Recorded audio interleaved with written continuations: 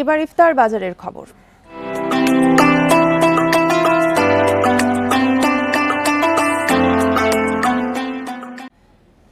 পবিত্র রমজানে পরিবারের সাথে ইফতারের খুব একটা সুযোগ পান না সরকারি হাসপাতালের চিকিৎসক নার্সরা, তাই স্বল্প আয়োজনে নিজ খরচেই করতে হয় ইফতার।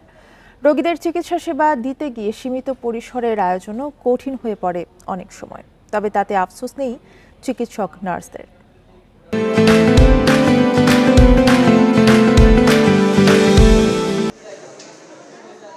রাজধানীর আগারগাঁওয়ের জাতীয় অর্থোপেডিক হাসপাতাল, রোগীর সেবায় ব্যস্ত চিকিৎসকরা। কেউ ভাঙা হাত, কেউ বা ভাঙা পা নিয়ে এসেছেন চিকিৎসা নিতে।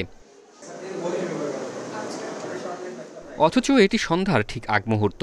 জরুরি বিভাগের কারোই ইফতার নিয়ে ভাবার সুযোগ নেই যেন।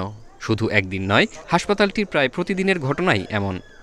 জরুরি রোগী নিয়ে কাজ করতে হয়, তো আমাদের এখানে দেখা যায় যে আমরা সাধারণত 2, 3 জন 4 জন ডিউটিতে অনরত অবস্থায় থাকি। তো আমাদের সবসময় একজন একটু ইফতারি করে ধরেন ওইখানে থাকে, তখন আমরা টার্ন বাই টার্ন ইফতারিটা সাধারণত করে থাকি, যেন কখনোই কোনো রোগী যেন আমাদের মিস না হয় অ্যাটেন্ড করতে। আমাদের আসলে অভ্যাস হয়ে গেছে এখন, আমরা যেহেতু দায়িত্বটাই নিয়েছি যে কাজ করার, জনসেবা করার, তো সেজন্য এখন আর ওইরকম খারাপ লাগে না। রোগীদের সেবা দিতে গিয়ে পরিবারের সঙ্গে ইফতারের সুযোগ পান না চিকিৎসক নার্সরা। খুব কম সময়ে নিজেদের উদ্যোগে অল্প আয়োজনেই ভাঙতে হয় রোজা।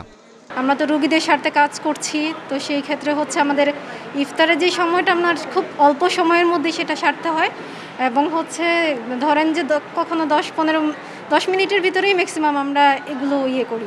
খারাপ তো আসলে লাগে মাঝে মাঝে যে ফ্যামিলির সাথে করলে ভালো হতো, কিন্তু আসলে চাকরির ক্ষেত্রে আমাদের তো এটা স্যাক্রিফাইস করতেই হবে, কারণ সৃষ্টিকর্তা এটা আমাদেরকে প্রফেশনটা এভাবে দিয়েছে, অতএব আমাদেরকে এটা মেনে নিতে হবে। ফ্যামিলির সাথে ইফতার করাটা যে আনন্দটা সেটা আমরা পাই না, বা একটা সময় না যে ইফতার করাটা সেটাও আমরা পারি না, কারণ আমাদের এখানে সেবা কাজে নিয়োজিত আছে জরুরি সেবার কারণে।